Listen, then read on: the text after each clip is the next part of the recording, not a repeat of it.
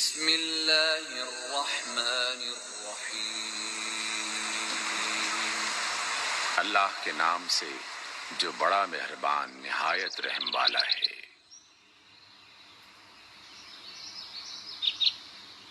كتب عليكم القتال وهو كره لكم وعسى أن تكرهوا شيئا وهو خير لكم وعسى أن تحبوا شيئا وهو شر لكم والله يعلم وأنتم لا تعلمون۔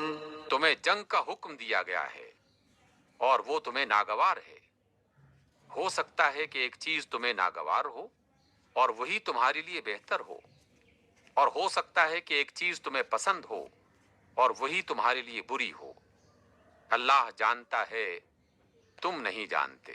يسألونك عن الشهر الحرام قتال فيه قل قتال فيه كبير وصد عن سبيل الله وكفر به والمسجد الحرام وإخراج أهله منه أكبر عند الله والفتنة أكبر من القتل ولا يزالون يقاتلونكم حتى يردوكم عن دينكم إن استطاعوا ومن يرتدد منكم عن دينه فيمت وهو كافر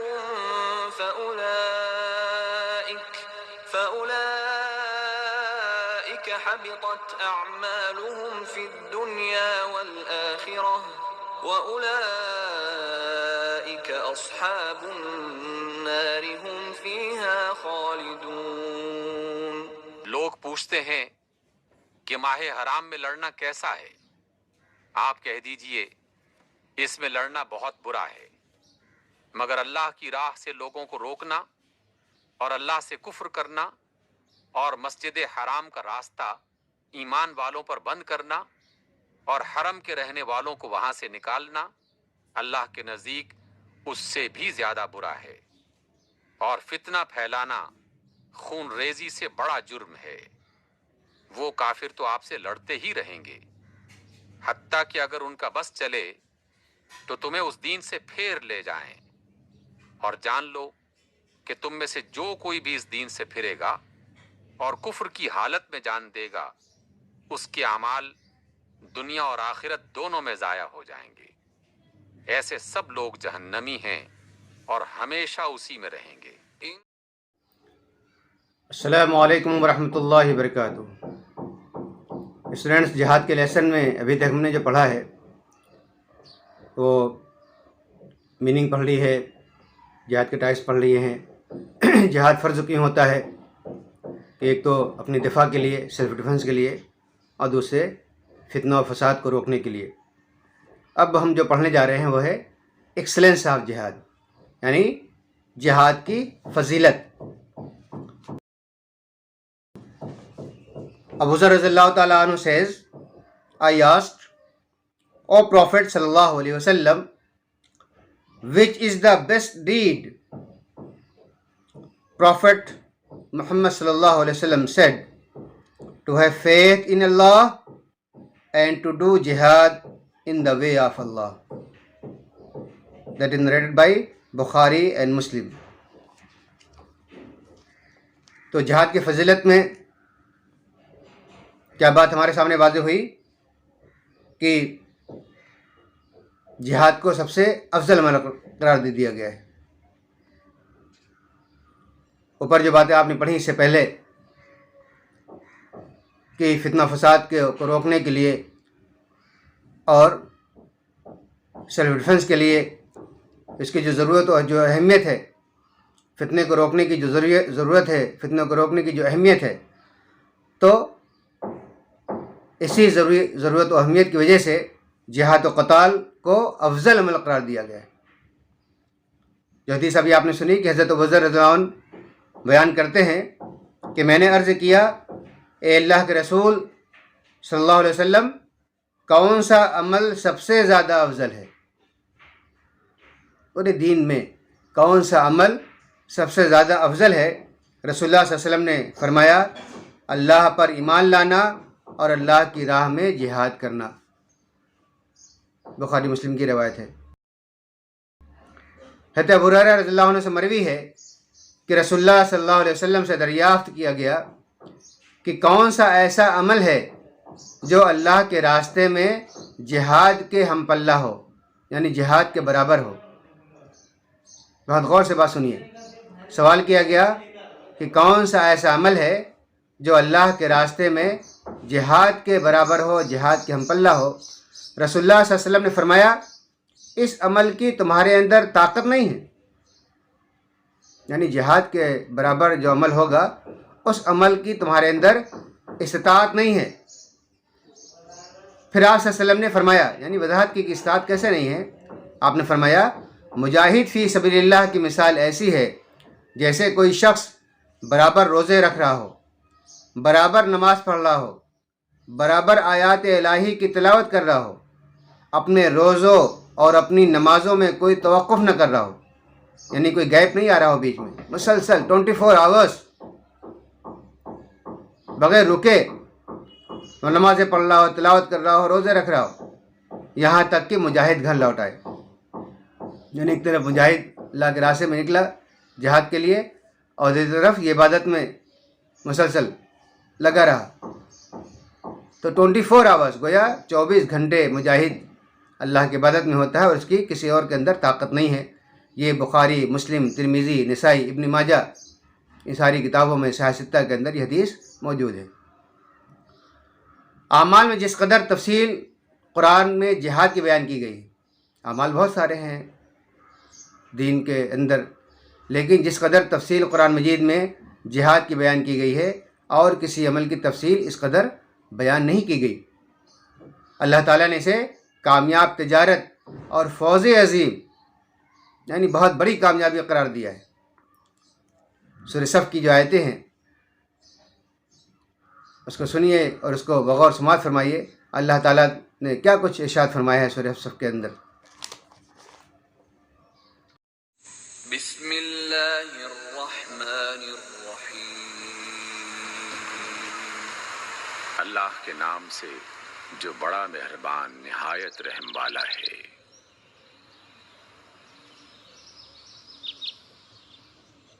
سورۃ الصف۔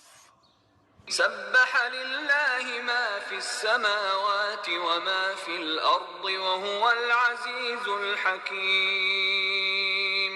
اللہ کی تسبیح کی ہے ہر اس چیز نے جو آسمانوں اور زمین میں ہے، اور وہ غالب اور حکمت والا ہے۔ یا ایہا الذین آمنوا لم تقولون ما لا تفعلون۔ اے لوگو جو ایمان لائے ہو، تم وہ بات کیوں کہتے ہو جو کرتے نہیں ہو؟ کبر مقتا عند اللہ ان تقولوا ما لا تفعلون۔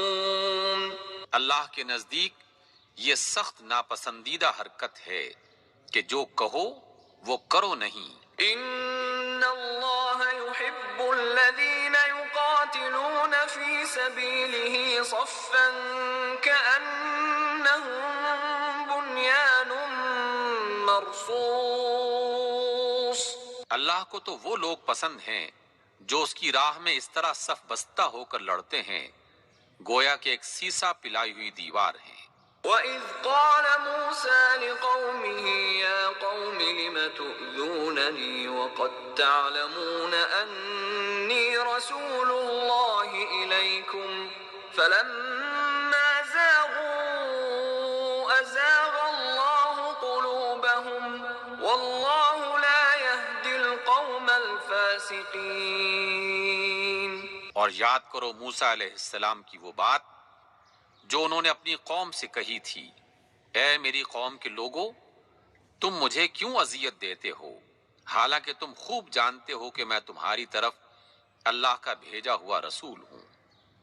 پھر جب انہوں نے ٹیڑھ اختیار کی تو اللہ نے ان کے دل ٹیڑھے کر دیے، اور اللہ فاسقوں کو ہدایت نہیں دیتا۔ وَإِذْ قَالَ عِيسَى ابْنُ مَرْيَمَ يَا بَنِي إِسْرَائِيلَ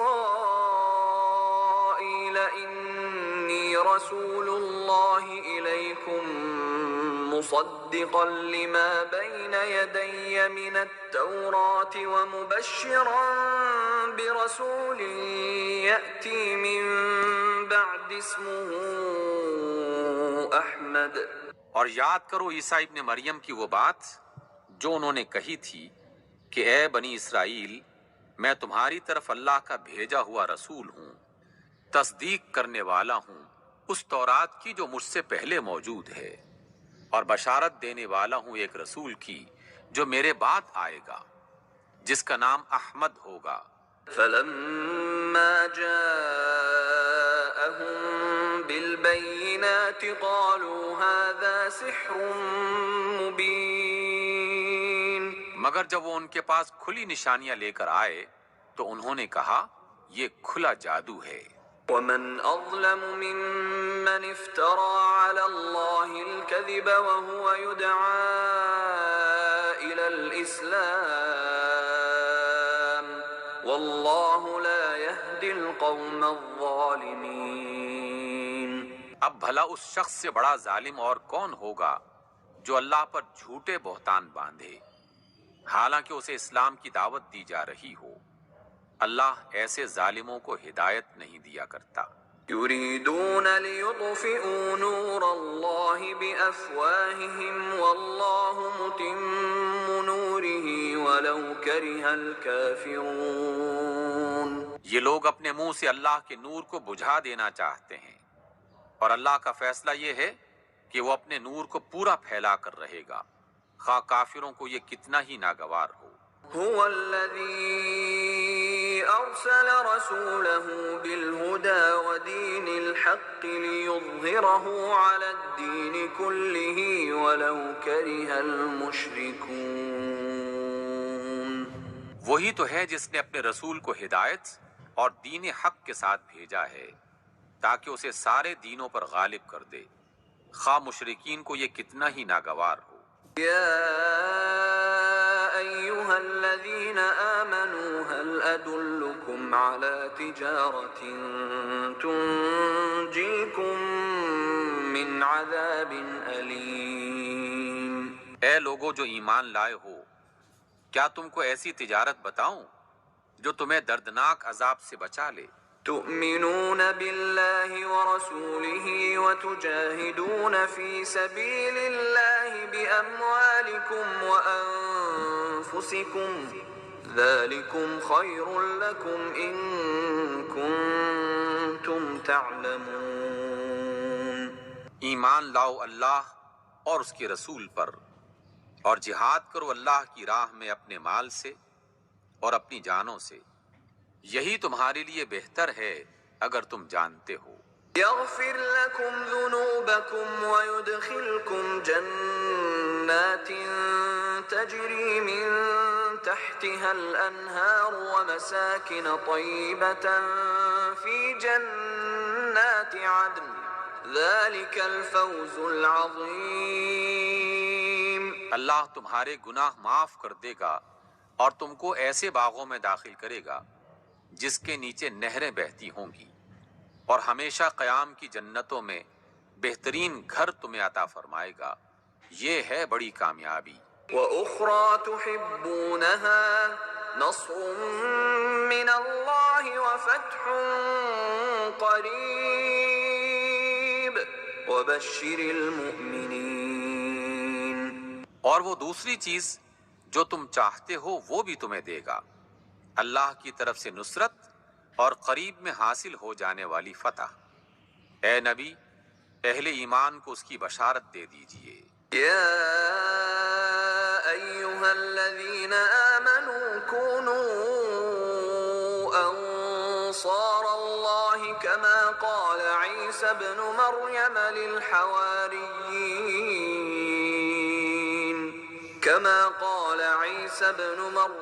للحواريين من أنصاري إلى الله۔ اے لوگو جو ایمان لائے ہو، اللہ کے مددگار بنو، جس طرح عیسیٰ ابن مریم نے حواریوں کو خطاب کر کے کہا تھا کہ کون ہے جو اللہ کی راہ میں میرا مددگار بنے گا۔ قال الحواريون نحن أنصار الله فآمنت طائفة من بني إسرائيل وكفرت طائفة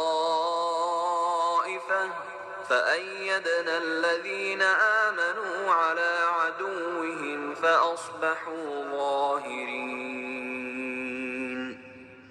حواریوں نے کہا ہم ہیں اللہ کے مددگار۔ اس وقت بنی اسرائیل کا ایک گروہ ایمان لایا اور دوسرے گروہ نے انکار کیا، پھر ہم نے ایمان لانے والوں کی ان کے دشمنوں کے مقابلے میں مدد کی اور وہی غالب ہو کر رہے۔